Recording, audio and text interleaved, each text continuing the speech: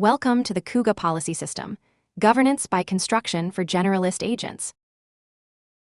Why do agents struggle in enterprise settings? The main issue is trust, making sure the agent does not cause harm and stays within enterprise constraints. Packing every policy, rule, and constraint into system prompts leads to context bloat, inconsistent behavior, and unreliable enforcement. This cognitive overload is the core problem we're solving. Our claim: standard agentic approaches risk hallucination, unexpected behavior, or leaking sensitive information when faced with many policies. The more rules you layer on, the more likely these failures become. This degradation is a structural problem, not a matter of better prompting or a different model. Instead of packing everything into one long prompt, we intercept policies at different points in the agent architecture. Intent guards sit before the agent acts to block bad requests. Playbooks steer the plan and influence reasoning. Tool guides update tool descriptions to guide usage, and tool approvals gate execution. And output formatters filter the final answer. The governance is built into the graph. Let's look under the hood. When a user sends a message, LangGraph invokes the active node. The node immediately checks in with the policy enactment module, which uses the policy agent to search storage and resolve any conflicting rules. If the policy dictates a block, the system triggers a block intent command, terminating the graph instantly. If guidance is needed, it issues a guide prompt, seamlessly injecting playbooks directly into the system prompt. And if tool constraints apply, a tool inject command mutates the tool descriptions right before execution. This is what enterprise agents are actually expected to handle.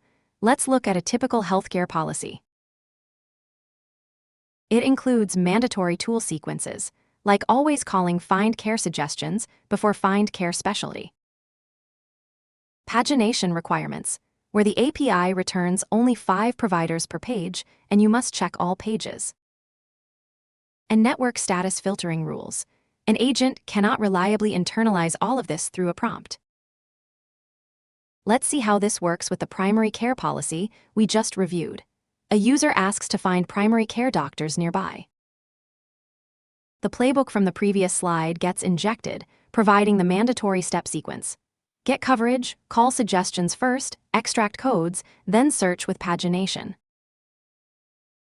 When the agent selects the Find Care Specialty tool, a tool guide enriches its description with the critical pagination requirement and network filtering rules. Let's see it working in CUGA. This is the CUGA Configuration Management Dashboard, connected to healthcare tools and configured with policies like playbooks and tool guides. This is one of the policies configured with triggers and markdown content. User asks, find primary care doctors near me. The playbook matches and defines the workflow. CUGA gets coverage and extracts contract UID and brand code from active coverage. CUGA calls find care suggestions to map primary care to code 25. Policy requires this first. CUGA searches with pagination. 3 calls returned 14 providers. CUGA filters for in-network only and formats the results into a table. Final answer: a table of in-network primary care doctors. Policies drove the complete workflow. Intent guards and tool approval work differently. They sit outside the agent's reasoning loop. If the user suddenly says delete every contact, the intent guard blocks it immediately. The model never even sees the request. But suppose an attacker paraphrases and slips past the guard. The agent generates code to drop the database. Tool approval adds a second layer. The graph pauses before execution and waits for human confirmation. No approval means no execution. The agent's output is intercepted, and the harmful action never runs.